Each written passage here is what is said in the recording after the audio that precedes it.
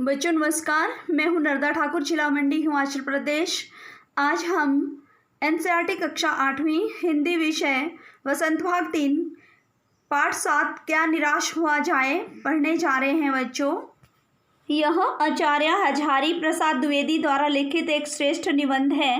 इस निबंध में लेखक ने देश की सामाजिक बुराइयों पर प्रकाश डालते हुए स्पष्ट किया है कि बुराइयों के साथ साथ अच्छाइयों को भी उजागर किया जाना चाहिए। नहीं तो लगता है कि देश में सिर्फ बुरे लोग ही रह गए हैं, अच्छों का कोई काम नहीं है। आचार्य हजारी प्रसाद जी का जन्म 19 अगस्त 1907 में और मृत्यु 19 मई 1979 ईस्वी में हुई थी बच्चों। क्या निराश हुआ जाए, मेरा मन कभी कभी बैठ जाता है। समाचार पत्रों में ठगी, डकैती, चोरी, तस्करी और भ्रष्टाचार के समाचार भरे रहते हैं। आरोप प्रत्यारोप का कुछ ऐसा वातावरण बन गया है कि लगता है देश में कोई ईमानदार आदमी ही नहीं रह गया है। हर व्यक्ति संदेह की दृष्टि से देखा जा रहा है। जो जितने ही ऊंचे पद पर है उनमें उतने ही अधिक दोष दिखाए जाते हैं। एक बहुत बड़े आदमी ने मुझसे एक बार कहा था कि इस समय सुखी वही है जो कुछ नहीं करता, जो कुछ भी करेगा उसमें लोग दोष खोजने लगेंगे, उसके सारे गुण भुला दिए जाएंगे और दोषों को बढ़ा चढ़ा कर दिखाया जाने लगेगा। दोष किसमें नहीं होते, यही कारण है कि हर आदमी दोषी अधिक दिख रहा है, गुणी कम या बिल्कुल ही नहीं। स्थिति अगर ऐसी है तो निश्चय ही चिंता का विषय है। लेखक कह रहे हैं, क्या यही भारतवर्ष है जिसका सपना तिलक और गांधी ने देखा था? रविंद्रनाथ ठाकुर और मदन मोहन मालवीय का महान संस्कृति सभ्य भारतवर्ष किस अतीत के गह्वर में डूब गया। आर्य और द्रविड़, हिंदू और मुसलमान, यूरोपीय और भारतीय आदर्शों की मिलन भूमि मानव महासमुद्र क्या सूख ही गया? मेरा मन कहता है ऐसा हो ही नहीं सकता। हमारे महान मनीषियों के सपनों का भारत है और रहेगा।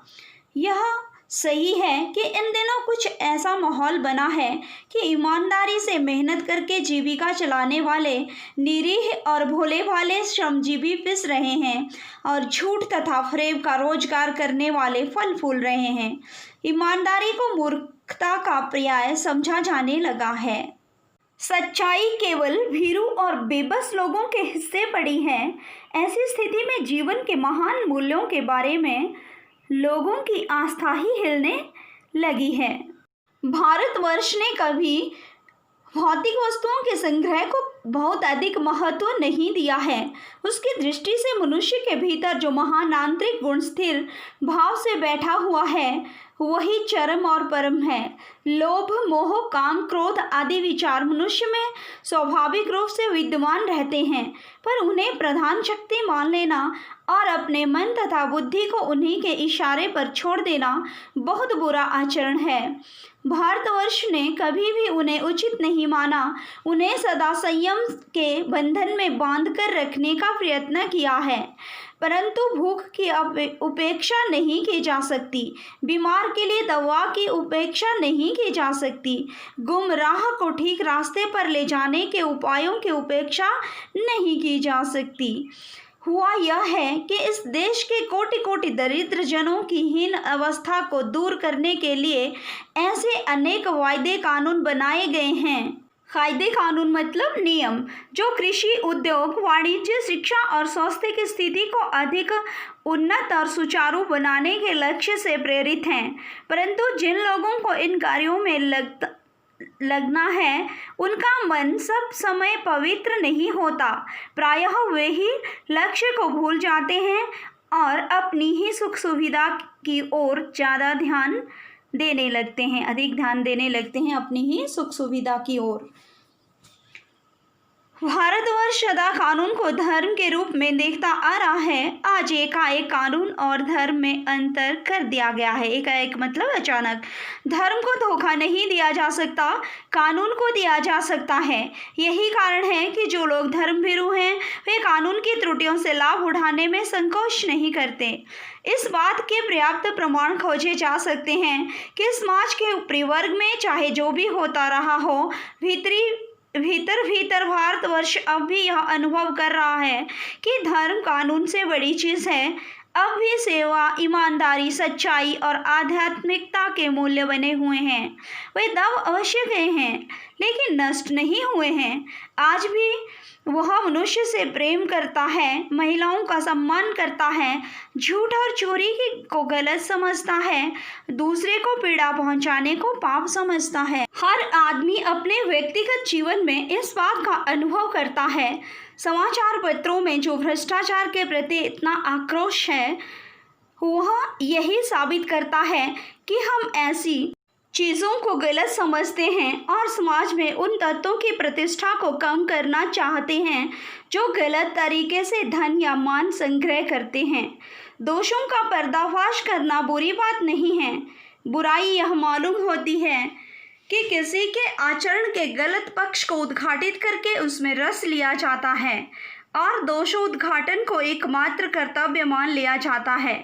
बुराई में रस लेना बुरी बात है। अच्छाई में उतना ही रस लेकर उजागर ना करना और भी बुरी बात है।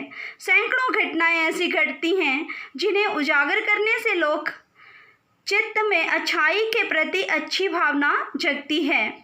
एक बार रेलवे स्टेशन पर टिकट लेते हुए गलती से मैंने 10 के बजाय 100 रुपये का नोट दिया और मैं जल्दी जल्दी गाड़ी में आकर बैठ गया। थोड़ी देर में टिकट बाबू उन दिनों के सेकंड क्लास के डिब्बे में हर आदमी का चेहरा पहचानता हुआ उपस्थित हुआ।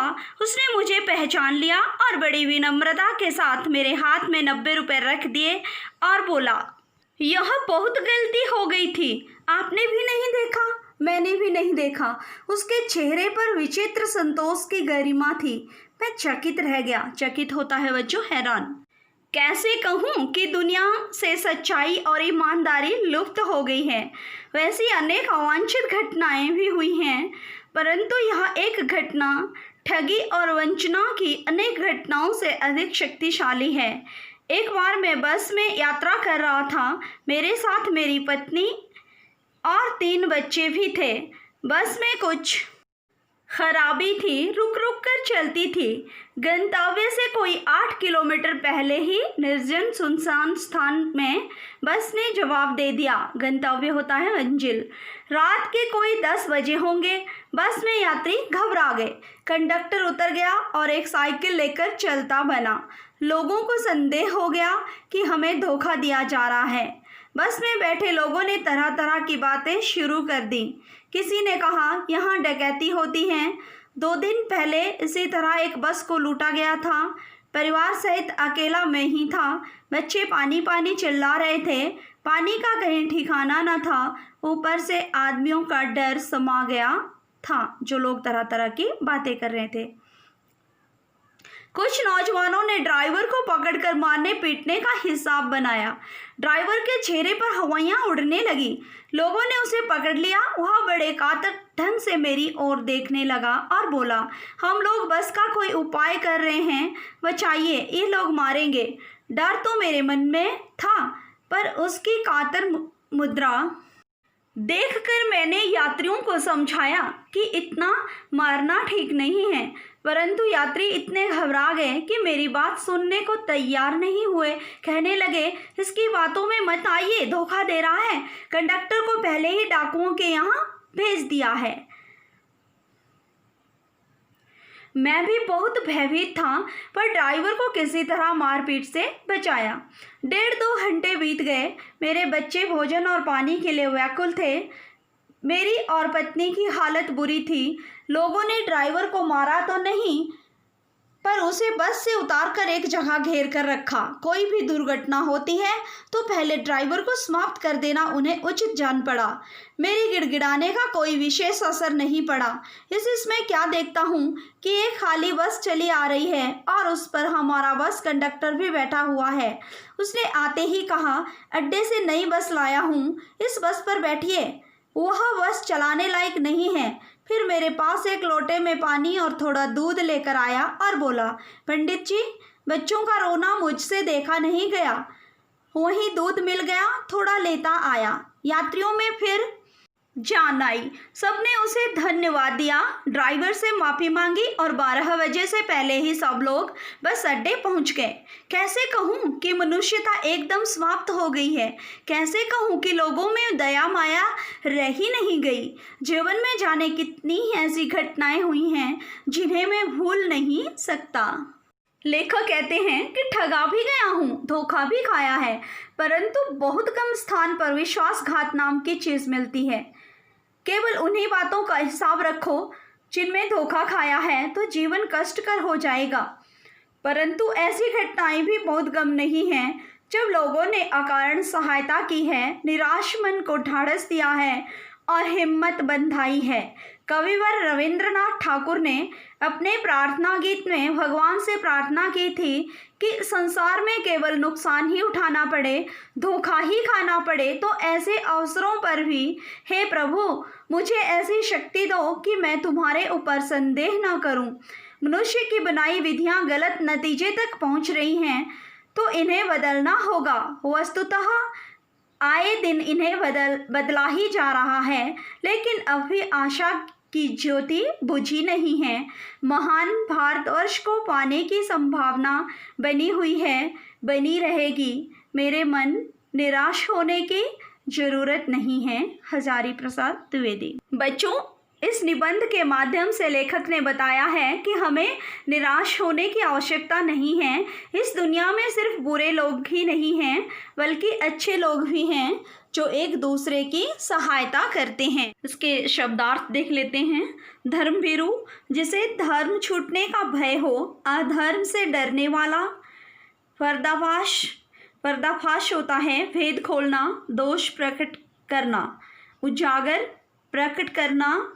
गंतव्य, स्थान जहाँ किसी को जाना हो, मंजिल। ढाढ़स, दिलासा, धीरज। गृह कार्य में आपको क्या निराश हुआ जाए पाठ का सार लिखना है।